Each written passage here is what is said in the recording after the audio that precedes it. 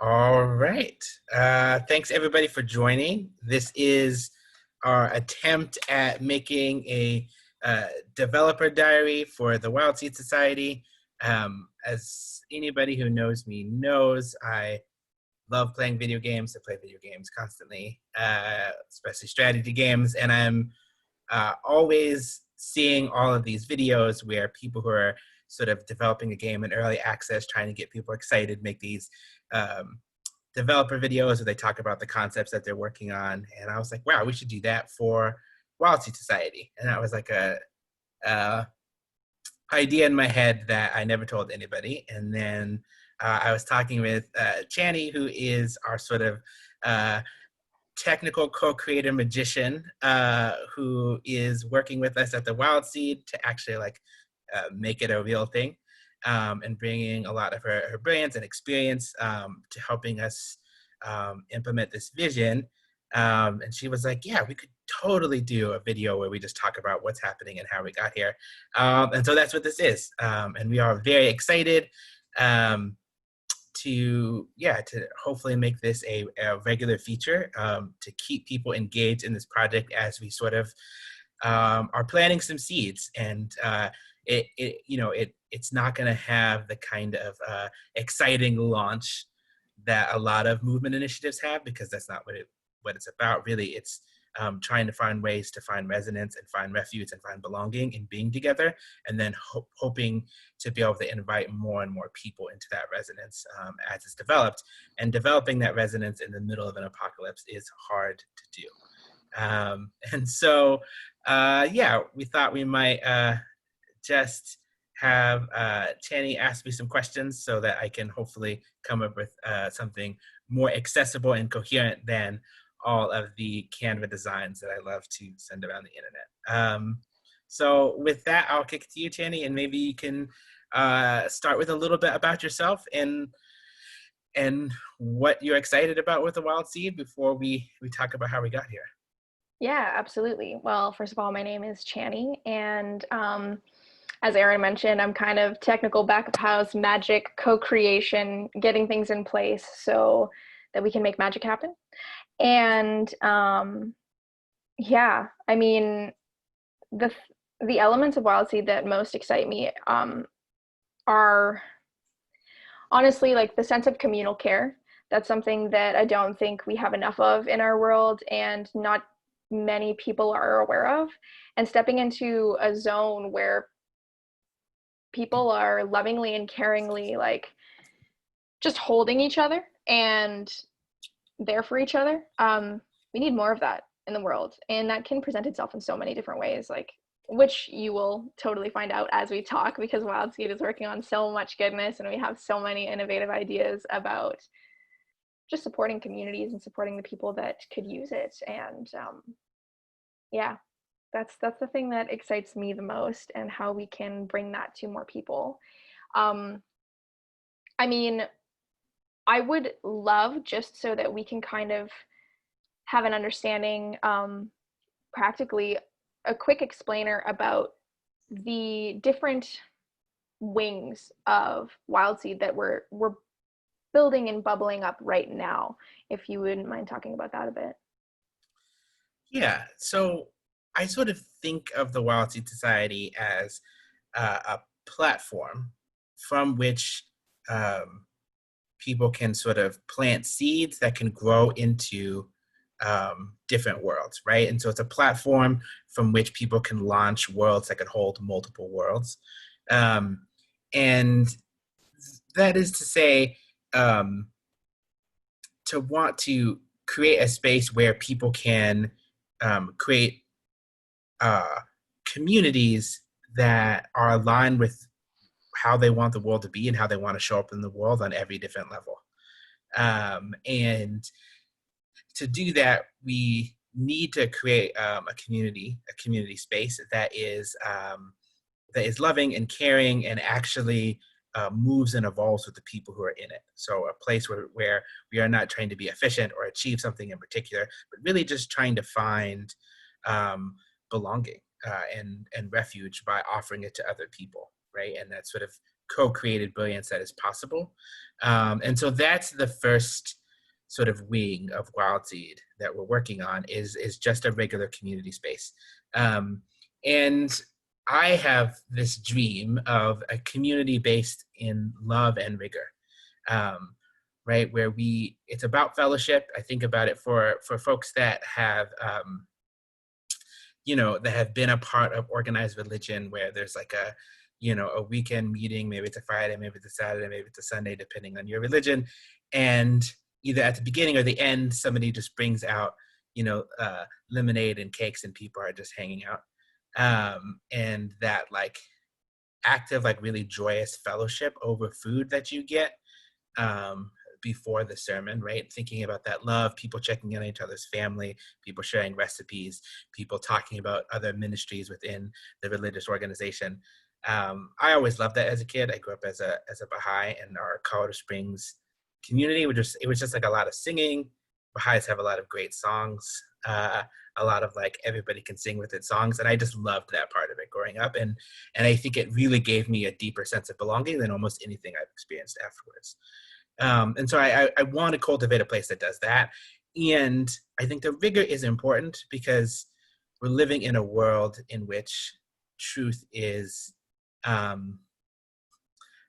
don't even know how to describe the US is like post-truth existence, right? Where we're in a place where people are trying to deny any sort of universal truth, which I think is pretty admirable actually, but then assert that like, because I have power, my truth is the truth that matters. And that's the part that's dangerous and fascistic. But we're living in a world in which we're swimming in relative truths that are meaningful and true for my particular position, for my particular needs and my particular histories.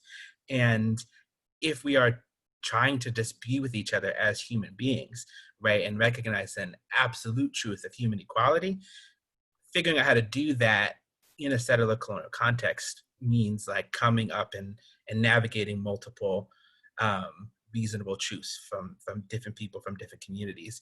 And so I want to create a space where that love is there. And then we can also really talk about what is happening to create shared meaning, right? To go beyond reporting facts or sort of aligning with whatever truth is hegemonic in our cultural space, to actually holding different truths and deciding as a community which truth is more useful.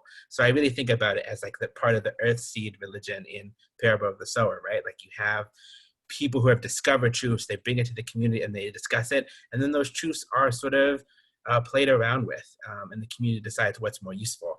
I think I'd probably want it to be more loving and affirmation based maybe than Earthseed got to be in those post-apocalyptic books, but I think that's the general. So that's wing one. In wing two, there's a realization that the goal of WildSeed was never to create a refuge that a select group of people get to be in.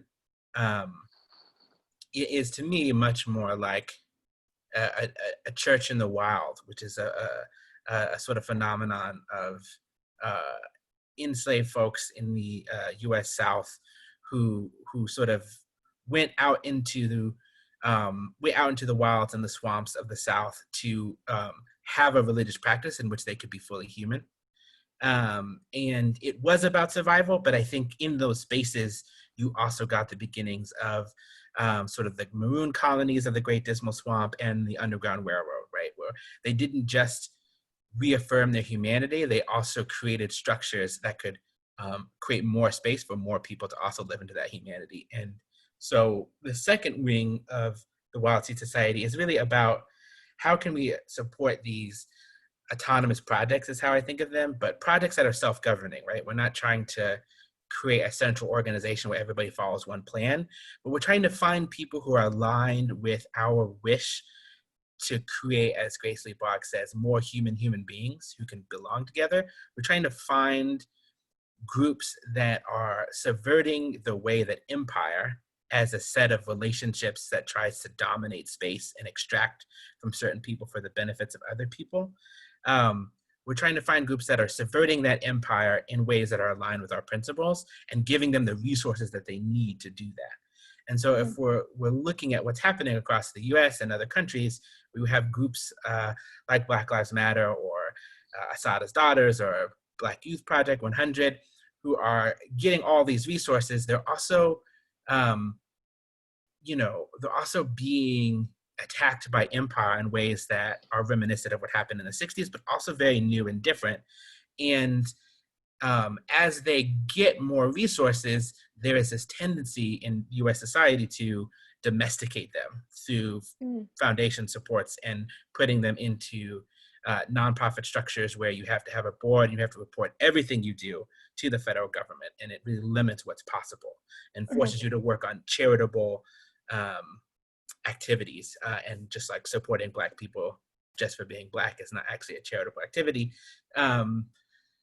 So we're trying to support groups like those to continue being revolutionary fighting formations without being domesticated by supporting people like you, Chany, to do the technical co-creation magic that they need to scale up, and having accountants and tax lawyers who are existing outside a fee-for-service model, right, where we are paying them just to exist, but we're paying people of color who are invested in liberation to be able to support these fighting formations scaling up with their resources and their community activity, and also their subverting of empire without being domesticated by the usual consulting nonprofit complex that tries to domesticate them, to make them legible before we can support them. But we are trying to make ourselves sort of wild and crazy and illegible as a formation so that we can meet them where they're at. And so, yeah, I know that was a lot, but basically we are creating community and, under US empire, and also trying to use that community as a platform to support projects that are subverting US empire. And this is motivated from our belief that political liberation and sort of spiritual liberation are two sides of the same coin, and they have to be deeply connected and informing each other. That's awesome. I mean, there's so much to unpack there, and just like making sure we understand. Like, I really like that you reiterated there at the end that we are trying to create community in one area so that community can sort of support our movement away from the current structure, and like our ability to really move to a new model of living, to a new model of engaging and encouraging those education tools and that access to people and programs and support systems that make space for our humanity, for our humanness, which honestly, you and I both probably feel like isn't really a part of the way our society works right now. So there's not really any space to be human there. And that's, correct me if I'm wrong, kind of why we're working on WildSeed. It's like, right. Let's be human again. Let's get back to being human and moving away from the things that are keeping us down and in pain. Something that I know is a big part of WildSeed and I really want to talk about, because I think it's insanely important, is how can we hold this platform and this like awesome organization and not fall into the same sort of problems around like hierarchy. Like we have these awesome, crazy, big ideas that are beautiful and can change things. And there needs to be some sort of leadership, but our current models of leadership don't look healthy. So how does that, how did that factor into the development? How is that being held right now in this process of developing WildSeed? And how did you get there in that realization and how you developed the current leadership model that we have? Yeah, I mean, definitely developed it through a lot of, fucking up. Like, I just like made a lot of mistakes over the past 15 years of organizing and learned from some of them, didn't learn from others until the mistakes just got bigger, and have been thinking about and sitting in formation about this project for at least 2 years. And a lot of this project comes out of I mean, in some ways, to me, this is like the thing I've been trying to do, right? Like this was the thing that we wanted BLMDC to be. It's the thing that we wanted the Movement for Black Lives Steering Committee to be. It's the thing that I wanted Insight Collective to be. And so in a way, we've learned by failing forward. And a lot of the vision comes from a conversation that Omalar Williams McAllister and I had. Omalar, or O, as I refer to O, sort of was the one that, not sort of, was the one that brought together BLM DC 5 years ago. And O brought Erica and I together. And about 6 months into BLM DC, O had this vision of sort of like pods that grew like weeds in concrete, and were able to dismantle dismantle sort of inorganic structures in the city's landscape just by growing, right? To be in such a way that you're not necessarily objectively opposing the concrete, but your existence is just somehow antithetical to the logic of an urban landscape, right? And sort of viewing the sort of liberated Black people we wanted to be able to be in relationship to empire in a very similar way, right? How do we build and grow in a way that deconstructs empire? And I don't know that we've found an answer, right? Like one of the things that we're holding is that that there's different kinds of leadership that are needed in different places, and we're not interested in making a place where everybody is equally powerful. But we're interested in a place where everybody is fully powerful, where everybody has as much power as they can, and nobody's limited in their ability to exercise their power by sort of like arbitrary colonial distinctions of gender or sexual orientation or race or class or even necessarily time in, right? The amount of time you've been in the community. And so one of the things that means is that we are moving away from trying to have a concrete plan, which is sort of a ridiculous thing for me to say as like the penultimate planner. Like plans to a fault, plans even when it's like not even, it's like a clear that no plan will work. I just feel more comfortable knowing that I thought it through. But it allows me to have my plan and everybody else to have theirs, and to be really purpose-driven and finding alignment, and that we work in the overlap of our purpose, and believing, right, that like some part of WildSeed is always going to be illegible even to us, which is partly why it's hard for me to give like a 2-minute answer to any question about it, because it is a plant that grows. It grows in crevices, and by focusing on alignment and cross-pollination, with the belief that, you know, you are and your politics are formed by the people you interact with the most and the most deeply.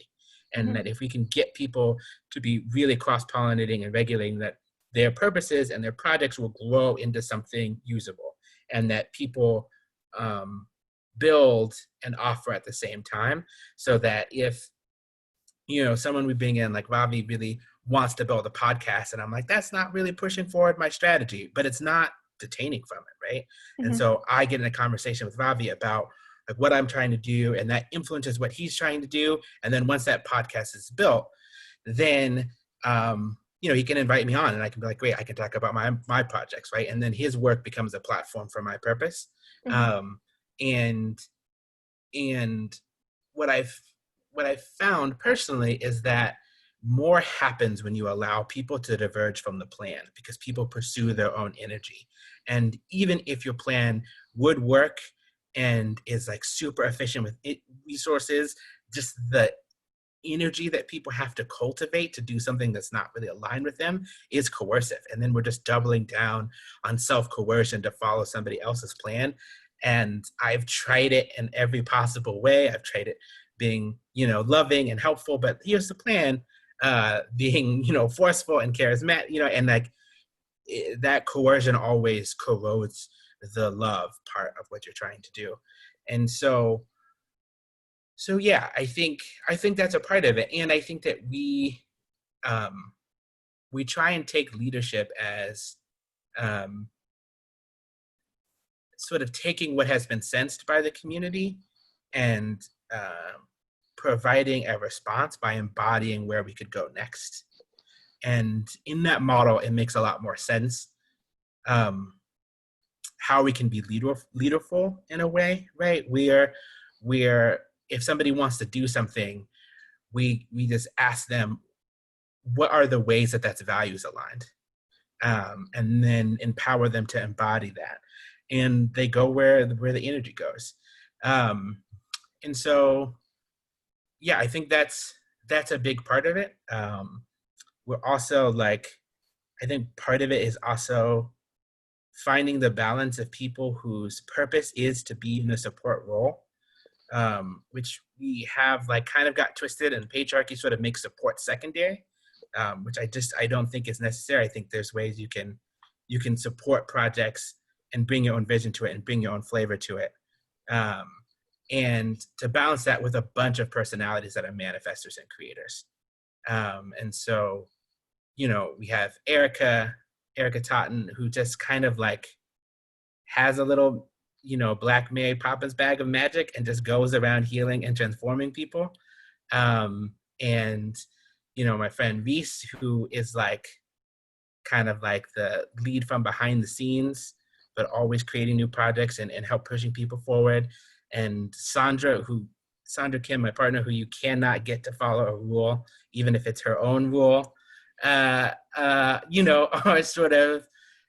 supported by people like, Sheena, who is the most charming human being I've ever met in my whole life, and is just really good at sitting with people and pulling out what are they really trying to do, and like breaking down the false stories that they're telling that's getting in the way or getting in the way of their collaborating, and sort of playing that emotional coach, emotional support role for it. And so by finding ways that people can lead in their own lane, whether it's through sort of visionary leadership or supportive leadership, or sort of like technical co-creation as leadership, or just like space holder, question asker as leadership, how they can embody a response to move forward that people can then follow and then take the lead from. That's the hope, right? That if we really create time for people to ask themselves what their purpose is and put that on the table, and then just play a game of being like, how can we align these purposes to something that's mutually beneficial for all of us. Yeah, hopefully by the end of this podcast, I will figure out a way to give a short answer. I'm gonna start. I'm gonna stop there. No, there's so much goodness there, because it's never just something super straightforward. There's so much that goes into it, and thought and consideration, and I think that needs to be mirrored in the answers as well. Like it's so important to understand where this is coming from, and how it was developed and made. And one of the big questions, which I'm sure you touched on a little bit, but I really want to like name, that I have is,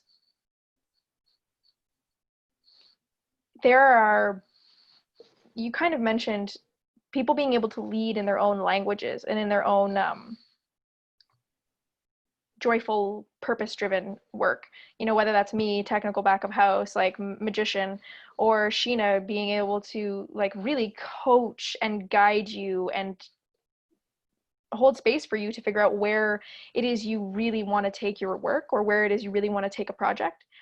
How, like, can you just share awareness you have, and maybe tips or things that you consider in leading so many big personalities with so many varying areas of expertise, and has it been hard, kind of like corralling all of the leaders in their own way, to not drive the narrative forward, but to just make sure that we're growing and we're moving as separate entities coming together to create an ever-evolving vision? Yeah, I mean, I think I think there is like a I think the managing or dealing with or sort of like um, facilitating the personalities to me is really easy. I like big personalities. I think that like my my growth and the way that I've really made a lot of mistakes is managing people who don't have big personalities or being with, organizing with people who don't take up a lot of space because I can just take up so much. And like I came from a family where like that's not considered an innate quality. You know, it's not that some people take up a lot of space. It's a thing that we were learned and taught to do because as Black people growing up in an overwhelmingly white world that was not prepared or interested or skilled enough to love us, we had to create the space for that. And we had to be big to be seen. And I think the harder part for me has been cultivating the the ability. I think I'm generally okay when I'm not stressed at seeing things people aren't saying and trying to like pull out what people need to say.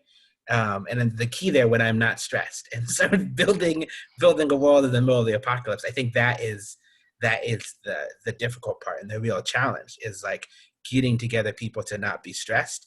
And once people have the elasticity that comes with being grounded, you can kind of handle almost any personality quirk or like divergence in direction when you have that grounded capacity to like stretch and step outside yourself.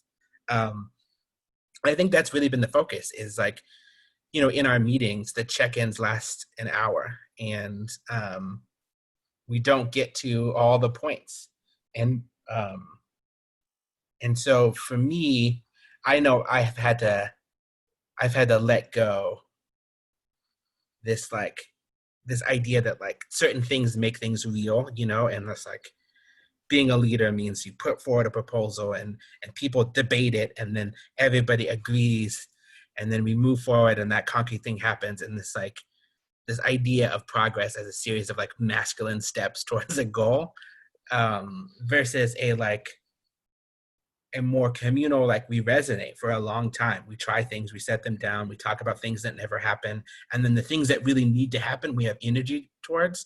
And when we're resonating, we build them really quickly. Um, and it also means that like the folks that are just manifestors, like Erica, right? Like you gotta in some way catch up to Erica to be a part of it, right? Like you got to catch up to my sister April. Like you can't call April and ask how she's doing and ask what support she needs. Like that's not what it means to love my sister. To love my sister means to show up at her house with food, feed her, talk to her, go to the protest with her, and make sure she gets home okay, and process it with her. Like that's what support looks like. You gotta be in there with the love. Um, and and so when we think about leadership, there is this sense of WildSeed has to cultivate that proactive support where me as a leader, I have to check in on Reese and what's happening in Louisville. I have to check in on April and what's happening, get 10 minutes of their time and be like, all right, what does support look like? And then there just has to be trust in between us as I bring that back to the group. Right. And the same with Sandra, right? Like Sandra will get an idea and talk about it for weeks, but when she's decided, it just happens. Like she doesn't build out a team. It's just like Sandra manifests and then she holds people's feelings. And that having a different relationship with those folks where we try and not tell all the stories we used to do about charismatic leadership. But just love up on people and be like, okay, what do I need personally to get at that pace so I can run up to April or run up to Erica and walk with them? And also being like, all right, like these are the 3 things that we support, and then we wait for them to like be in a place where they can work with us.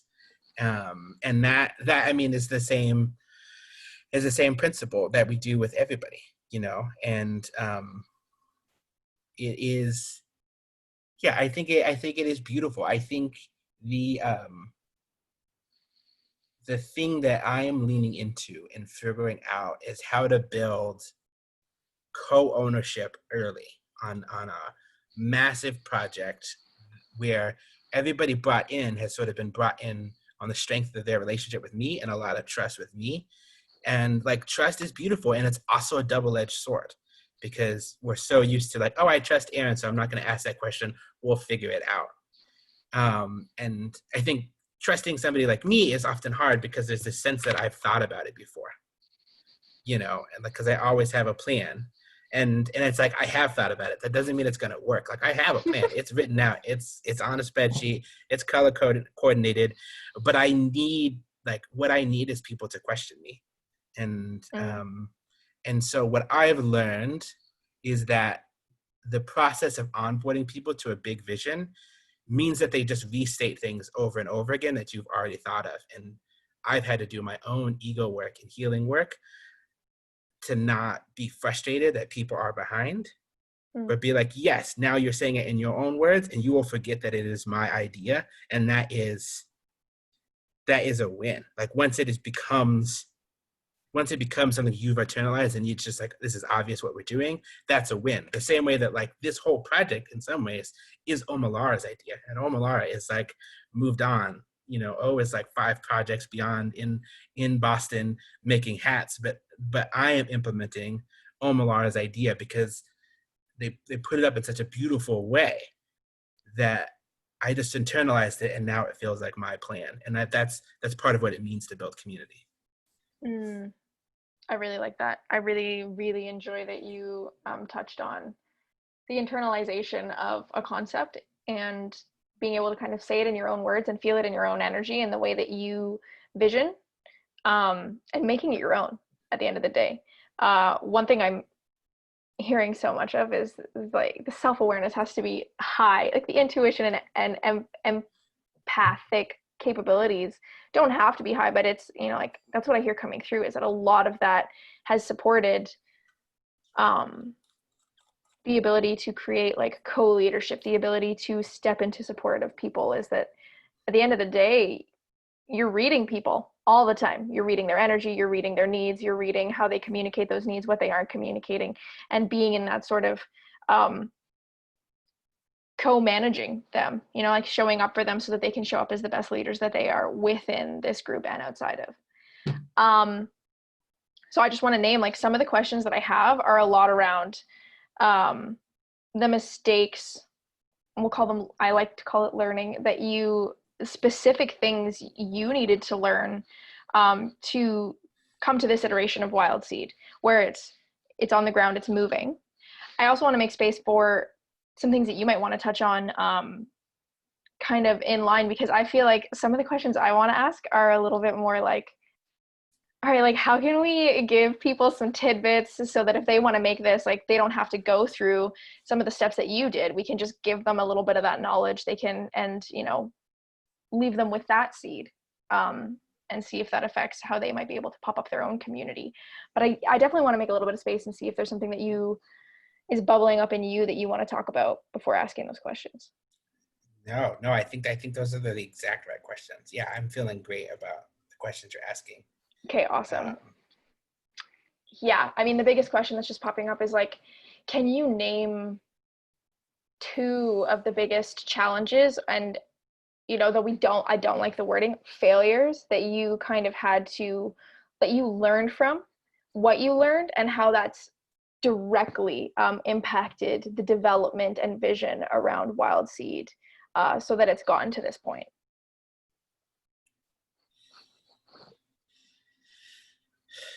yeah, I mean, I think there's just like it's not even one failure. I think that there is like a theme of blind spots in my organizing Mm-hmm. around uh, around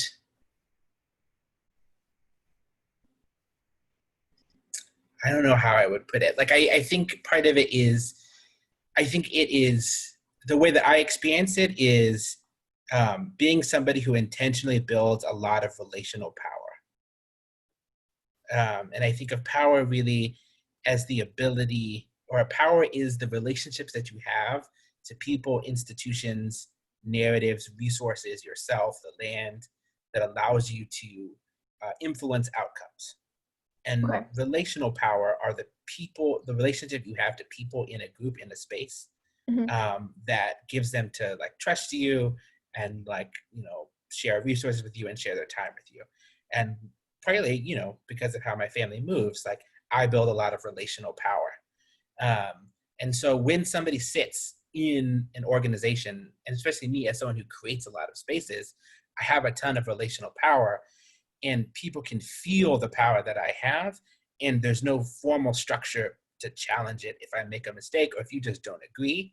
Um, and then I think people uh, in that space where they can sense an unequal distribution of power in an organization that I've started, read a lot of, um, put a lot of like, they project a lot of stories onto it that aren't, it's not that they're not true. It's just the lens through which they understand that power imbalance. So for some people, it is like, well, this is just charismatic masculinity. For some people, this is like middle class intellectualism, or for some people, it is like, you know, just like manipulative organizing, right?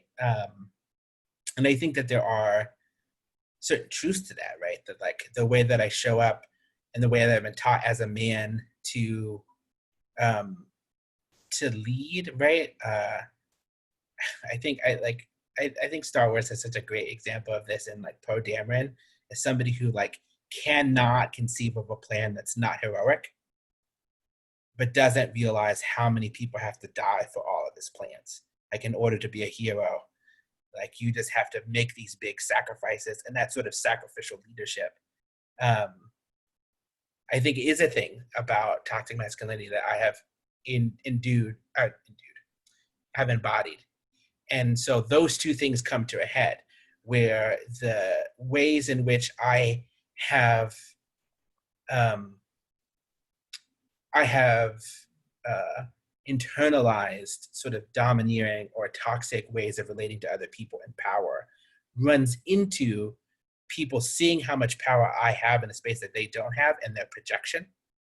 Um, and it gets amplified by both directions. And the lack of a formal structure um, to actually navigate power just keeps amplifying that. And I think the downside is that, excuse me, as the person with that relational power, you can't be the one to build the structure to hold Hmm. yourself accountable, which is the thing I always wanted. That like that can't be how it happens, because people will not read it as that. And you are so blinded by that kind of power. So you have to be open to initiatives. And I think a lot of my mistakes in the past was sort of seeing that, um, but that the way they got it manifested ran up, and it felt so similar to me in the ways that people view Black men as monsters inherently, and that sort of projection of reasoning about why I did things hit a deep wound in me that caused me to double down more on the sort of patriarchal Poe Dameron hero structure. And there is like a point where that hero way of leading leads to a like persecution sense. Um, and I think it has taken me 15 years to really understand that. I think when I was younger, I really was sort of like horrified and had a lot of growth about the internalization of toxic masculinity. And I don't think that ever goes away, in part as long as we live in a society where men are benefited from it. Like I will default to that in times when I'm not intentional. Hmm. And when you're in leadership and there is no structure to hold you accountable, you don't really have time, honestly, if you're in this place of trying to move a group forward through your own will, to be intentional about all those things. And so, yeah, I think and so a lot of the lessons I've taken from that are like, it can't be about my plan. Like, um, how do I say it?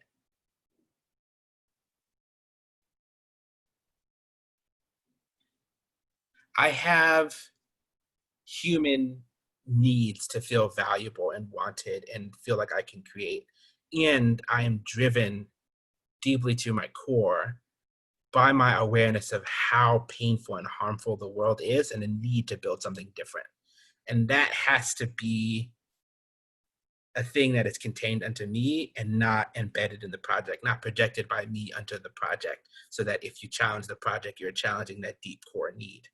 Mm. Um, but I also feel like that is where I'm coming from. And so I like just don't have the energy or interest to um, do projects that aren't aligned with that deep purpose. And so for me, it has been understanding that um, that has to be open and on the table, and people have to be down with that, and they have to know what they're interested in enough to say like, okay, our purposes align until here, and that when people don't really know what they want, um, and try and engage in a project, like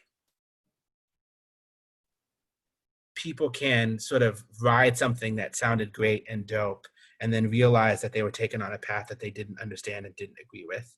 Mm. And and so the way around all of that messiness is, I think, to really focus on being together and like talking about it and only going where there's energy. And that stops me from playing that sacrificial role. It stops me from stepping into a persecution complex.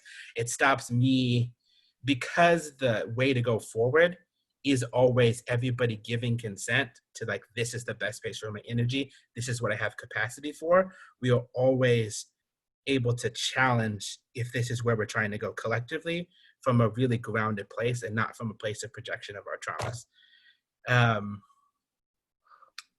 so yeah, I mean, I think that's what I've learned and what I'm working with. And I think in the past, I have really just tried to build structures to like stop my darkest impulses from coming. And Mm. that like focusing all the energy on like, these are the dangers of what charismatic leadership can be, just like made all those things happen. Mm. Um, and so all of this is swirling in a non-nebulous place of like, the you can't put all of your energy in preventing bad things from happening. You have to put your energy into, this is what my purpose is and this is what I need, and like engage in a human conversation, which Mm. means being open to people saying, I'm not interested in that. Yeah. And being willing to be like, okay, what else? And me being like, there's a million paths to get to my purpose. Um, and being able to constantly co-create with other people to find that path. And so I think that's the sort of grain of failure, um, that this is coming from. Um, and I think for me, my friend Aja Taylor, and there's this conflict that happened like a year ago now, actually, a year ago this weekend, which is crazy to think of, that I was debriefing with her, and she said to me, why were you there? Like, why were you in that room trying to make that change? If you knew it was going to go the way that it was going to go, why didn't you walk away? And I remember saying, because you have a responsibility. If you know something is going to go in a direction, to try and stop it. And she's like, oh, that's ego, to just think that you could stop it, that like, because you know where it's going, because you have that knowledge, that so there's something special about you and your ability to stop it. That's not how the world works. And sometimes you just have to say, this is bigger than me. this is a place that people want to go and I can't walk that path with them. And that means missing out. And it's my ego that drives me to, again, that heroic tendency to want to sacrifice and show up. Yeah, again, not a short answer. I think things I'm still sitting with, but I do feel like I've released a lot, though probably not all of the shame around those failures. And so they feel like important lessons to keep sitting with and coming back to versus deep wounds that keep getting awoken. That's amazing. I mean, some people go their whole lives without being able to like voice that and feel that deeply, intrinsically within themselves. And man, I feel like what we keep coming back to is like have a vision and have an idea and completely let go of the process. Like you can have ideas about how the process is going to go, but having deep vulnerability and a deep sense of understanding that you don't know how you're going to get there, because there are other minds that will come together and create this. And there's also, something bigger than ourselves out there. And life doesn't ever really happen the way you think it's going to. So why would projects that we feel passion and purpose around? I mean, again, my question kind of comes back to how to do that. And we've talked about it a little bit, but just sort of, do you have anything to share with people about like how that relates to the development process? And yeah, I just kind of want to know. I want to know so much.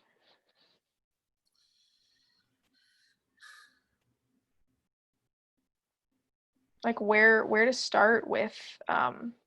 It sounds like so much of it is internal work before you ever get your feet on the ground to do the external actual project-based work. Like there has to be that foundation. Yeah, for some reason I'm just thinking about that DMX song "Do You," where he's like everybody wants to know how to be me, and he's just like, all right, like if you really want to do me, and he just lists out like all of the pains that he had to go through as a kid, and he's really open about being manic depressive, is what he often calls, or bipolar, and being abused, and he's like, that's who made me who I am.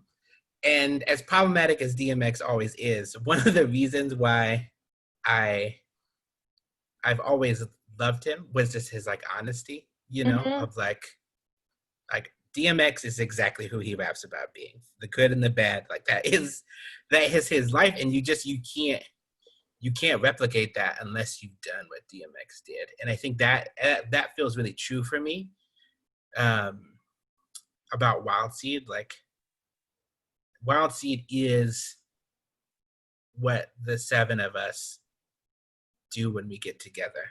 It is like when Lise, Erica, April, Sandra, Ravi, Sheena, and you get together, like that's what it is. This is just what we do.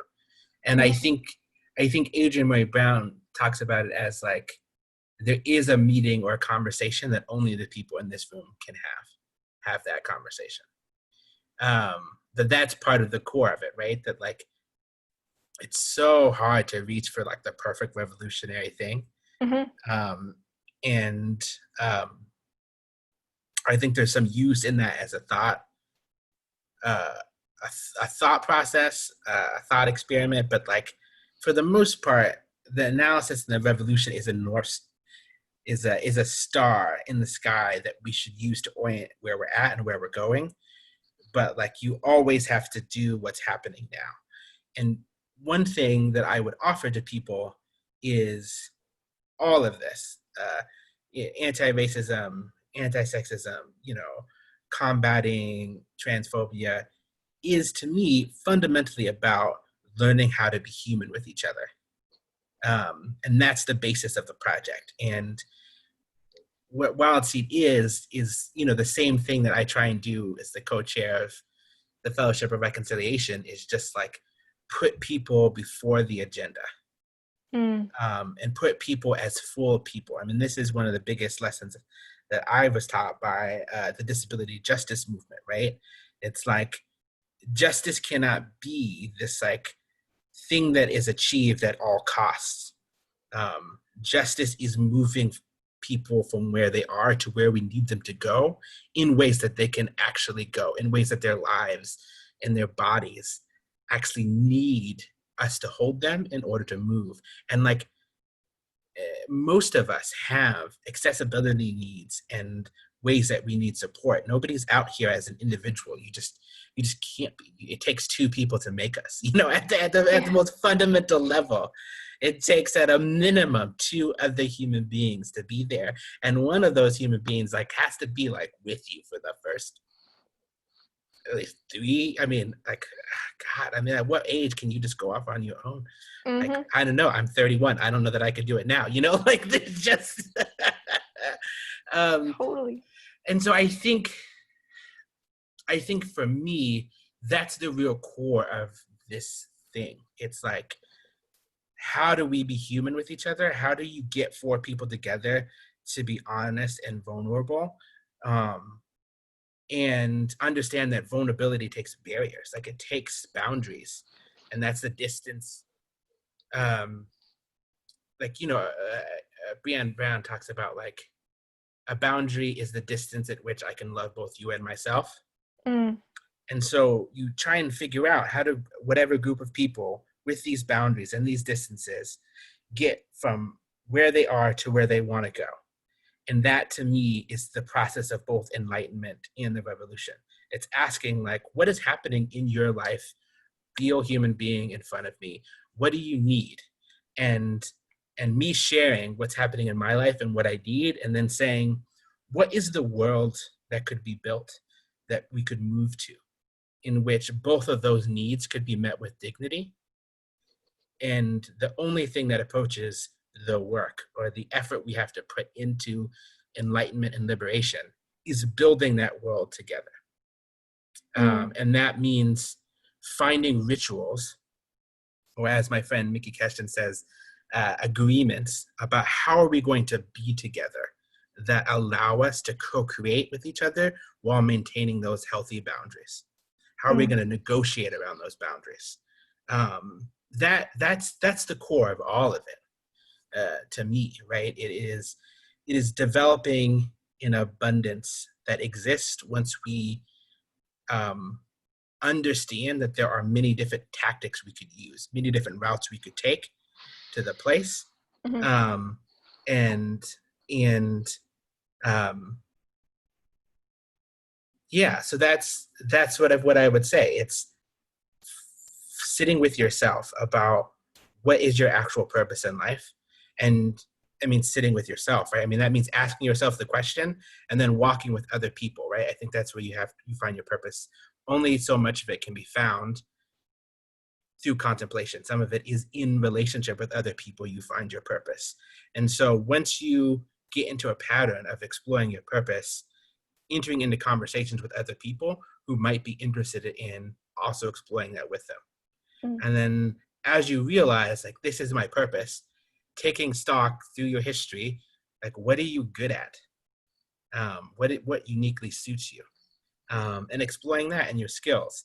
And then being like, okay, what brings you joy? Um, like, what actually, as my friend Omalara says, what makes your spirit hum? And then the last question, or the last two questions, I think are the most difficult, which is, um, what does your community need? What are those people who you are building with, living with, being fed by, the people who make your work possible? What do they actually need? Mm-hmm. And what um, what solutions, what ways of being together can they actually support? And that to me is the heart of what WildSeed is. It's bringing people as full human beings to sit at the intersection of those questions. What is your purpose? Um, what are you uniquely good at? What makes your spirit hum? Uh, what does the community you're in need, and what does your community have the capacity to support? And Mm. wherever people are doing those 5 things, whether they're good at it, whether they're fucking up constantly, or whether they're just like blowing everybody away and creating transformative people, whenever people are trying to do those 5 things, I would say they are doing something like the WildSeed Society, right? Um, that is what Rachel or Anaru in the WildSeed uh, Pattern Mastering series does. Just brings people together and their unique gifts, create a beautiful network in which more is possible and people can kind of get in where they fit in, and that is where WildSeed comes from. So that is what I've learned about how to do something like this. That's amazing. That's awesome. I really like that you came forward with those sort of 5 considerations and 5 things to sit with. That feels like really, really powerful. And it's not just something you answer one time. You know, like it's something that you maybe answer again and again and again, and you make sure that the answers keep coming up similarly or the same, or keep developing and growing. And when you feel like you've hit goodness, that's when you're like, all right, let's rock and roll. I've got something good. So because we're kind of running out of time, the last thing that I do want us to talk about is, we touched on the fact that WildSeed is about community. It's about supporting autonomous projects. It is more than that. Those are 2 of the elements I think we're working on as we speak. And I just wanted you to maybe talk a little bit about where those pieces are at for WildSeed, where we're at there, what those little pieces are, that little big pieces are that we're imagining into existence right now. And yeah. Yeah.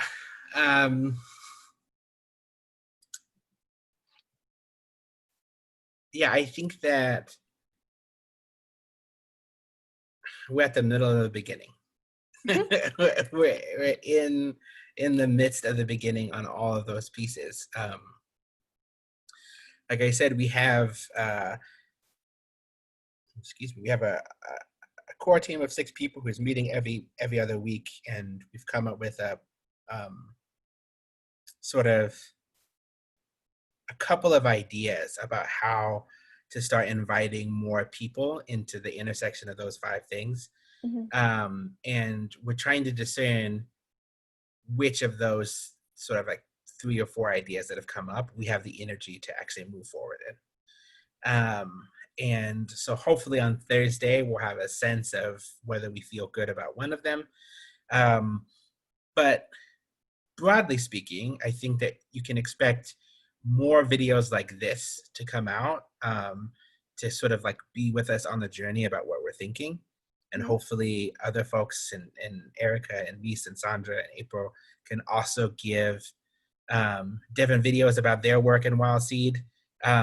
Because the reality is all of us are sort of aligned in following our purpose work already. And so it's less about doing more and more about weaving what we're doing into something that holds us as people, can elevate our work and make it more values aligned, and that we can then start bringing more people into. And so we think, a community space could do that. More videos where we talk about it could do that. Working with my niece, who's like handling our social media to just like let everybody know that we're doing it, and that things are connected. And we are hoping, one of the things I'm most excited about is to really be off ramp out of capitalism and to move resources in ways that are fundamentally different. And so we're hoping to set up structures where people donate to us, and we just split those donations up to the members, and like people are paid in a way where we are honest with ourselves about our needs and that we're collectively stewarding the resources.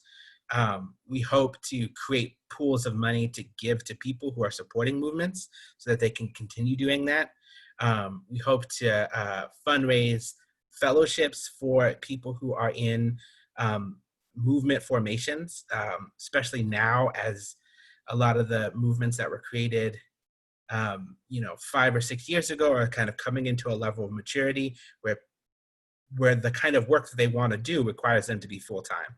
And right now, most of them are volunteers, or the work is honestly done by whoever's like unemployed and quasi-homeless at the time, right? Housing insecure at the time, just like does all the work, which is like great and not a sustainable way, and deals and can create a lot of trauma. So how do we give those people the salaries they need to live in the super expensive cities that they're organizing in, without their organizations being domesticated by having to have payroll, and then you end up putting energy into an organization because it pays you and not necessarily because that's where your heart's at anymore or what's even needed.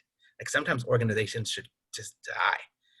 I think so often, like no organization made before the age of Aquarius is going to survive this next tumult. Like we just need to create new things.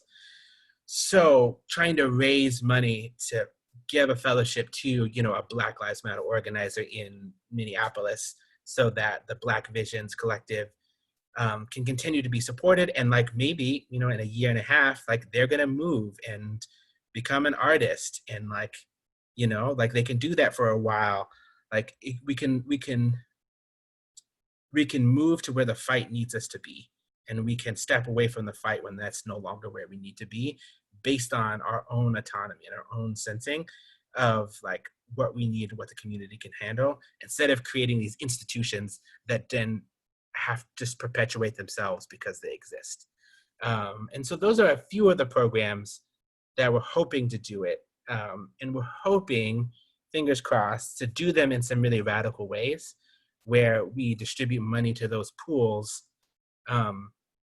by calling in everybody who's donated, whether you've donated $2,000 or $5, coming into a radical money pool, having people represent each of those projects there, giving a pitch for it, and then all the people watching on Zoom, hopefully we can get 200 people on Zoom, can go to a Lumio account or go to a spreadsheet and disperse their tokens for the total pot raised. So if we raise $100,000, which would be great, and we have 1,000 people, everybody gets $100 that they get to distribute, right? So that the community that is supporting us gets to decide which of these projects goes first, and where those funds go, and it creates a sense of co-ownership of WildSeed that is really important. But I think even more important, it gives everybody an experience of being a communal steward of resources. Yes. And it gives people a real experience of actual democracy, where we don't give our agency and decision-making power to another people. Like even the leaders of WildSeed, even the core of WildSeed, isn't just delegated the decision-making authority for this community. We make it as a community, which means everybody's responsible for making good choices. And the hope is, if we do this well, and whatever project we choose to move forward, if we do it aligned with our principles, we'll learn more, we'll bring more people into it, and then more and more people will be able to join us in self-organization and co-creation. And this can really be a platform where we can exit from capitalism, exit from empire, and from that vantage point, really see a whole new sea of opportunities and potentials. Wow. That's the dream. I love it. I love that that's what we're all working towards. That's like having a good piece of chocolate. I don't know if you feel the same way when you're like, oh, yeah. Well, I just wanted to say thank you so much for sharing so honestly and vulnerably and openly. I mean, I know that some of those questions weren't easy questions, emotionally speaking, or even just they're deep questions. So I really appreciate the time and the space and the energy and the love that you put into them. And I can't wait to do it again because obviously I have more questions. Yeah. Thank you for this idea, and thank you for coming up with the structure for how we would do it. And if there's anybody other than the two of us watching this It also means that Chany took the time to edit it and put it out there, because as much as I love to talk, I actually hate listening to the sound of my own voice. And there is no way that this video was going to be edited if it was left to my devices. And for people who see this and start to get engaged and go to the website or the GoFundMe, Chany was a huge part in that, any of that being possible, and like taking a bunch of like the metaphors and 30-page intro documents and helping turn it into something that people could walk in and do something with and touch and hold and engage with. So thank you so much, Chany, and thank you for all of your work on the project. It's always such a pleasure. It brings me so much joy.